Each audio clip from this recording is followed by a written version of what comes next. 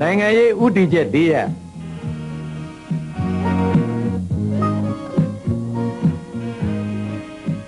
နိုင်ငံတော်တည်ငြိမ်ရေးရပ်ရွာအေဂျင့်သာယာရေးနှင့်တရားဥပဒေစိုးမိုးရေး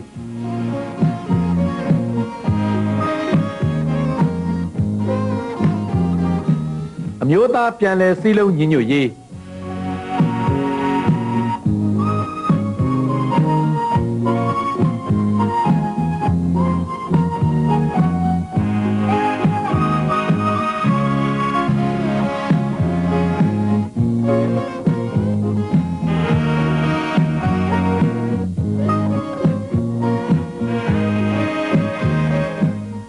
ခိုင်မာသည့်ဖွဲ့စည်းပုံအခြေခံဥပဒေသစ်ဖြစ်ပေါ်လာရေး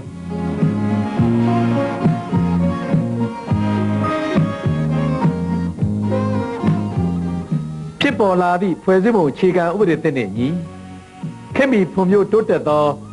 နိုင်ငံတော်သစ်တရပ်တည်ဆောက်ရေးစီးပွားရေးဥတီချက်၄ရပ်စိုက်ပျိုးရေးကိုခြေခံ၍အခြားစီးပွားရေးကဏ္ဍများကိုလည်းဘက်စုံဖွံ့ဖြိုးတိုးတက်အောင်တည်ဆောက်ရေး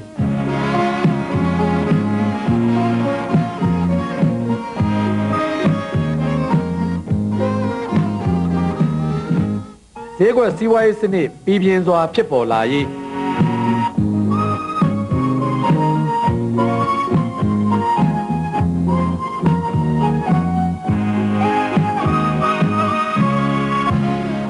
ပြည်တွင်းပြည်ပမှတပ်ပညာနှင့်အရင်းအနှီးများဖိတ်ခေါ်၍စီးပွားရေးဖွံ့ဖြိုးတိုးတက်အောင်တည်ဆောက်ရေး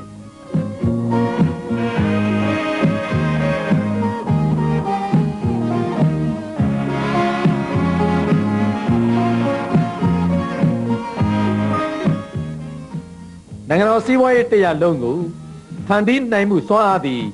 နိုင်ငံတော်နှင့်တိုင်းရင်းသားပြည်သူတို့၏လက်ဝယ်တွင်ရှိရေး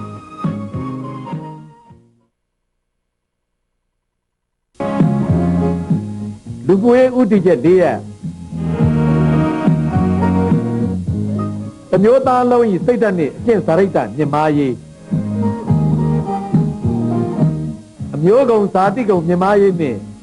ယဉ်ကျေးမှုမွေးနေ့များအမျိုးသား၏လက္ခဏာများမပြောက်ပြက်အောင်ထိမ့်သိမ်းစောင့်ရှောက်ရေး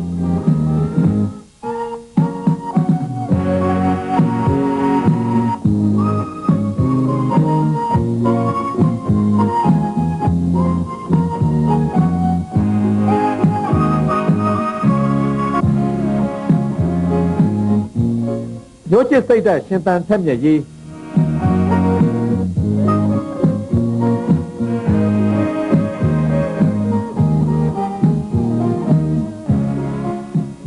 အမျိုးသားလုံးကျမ်းမာတန့်ခိုင်ရေးနဲ့ပညာရေးမြင့်မားရေး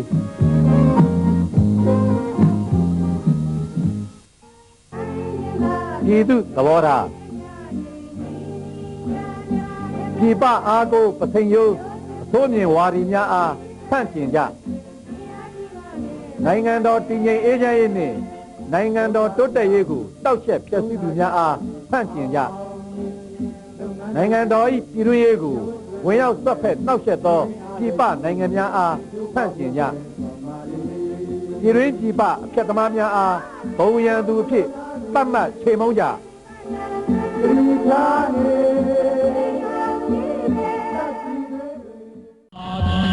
ဝေနီတမတော်ချင်လာပြီတန်လူတွေကိုတို့မှုတော်ဒီအာဇာနည်ပြည်သတ္တိသတ္တိညီမြမာပြည်တွေးနေနေရဲ့ဒီမြေကြီးရဲ့တို့ခိုင်နိုင်ပေပွဲလူငယ်လူရွယ်သိတဲ့ဝင်လူရဲ့မချစ်တွေမချစ်နဲ့ချစ်သူကိုလို့ရဲ့တိုင်ပွဲကိုပဲပွဲ